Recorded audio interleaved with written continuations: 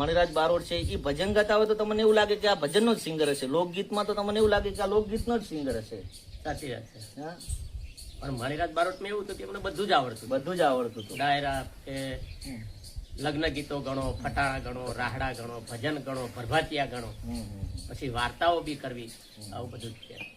તો આપણે તમે કોઈ મણિરાજ બારોટને યાદ કરીને હા હા, સરસ અને ખાસ કરી પ્રેરણા મળી હોય તો મારા બાપા જે શિવાભાઈ હતા અને અમારી માં કાકી કેશરબેન, એમના તરફથી પ્રેરણા મળી, અને મારા મોટા ભાઈ ભવનભાઈ એમનો પણ અમને બહુ સાથ સહકાર મળ્યો છે. ભવનભાઈ છે આપણે એ આપણે કલેક્ટર ઓફિસમાં નોકરી કરતા હતા અને હાલમાં રિટાયર થયા છે, પણ એમને બહુ સહકાર આપ્યો છે.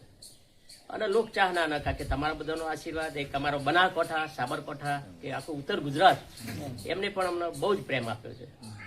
જે કેસેટ લાઈન સુધી કે છે પિક્ચરના પડદા સુધી જો પહોંચાડ્યા હોય તો અમને પબ્લિક જ પહોંચાડ્યા છે.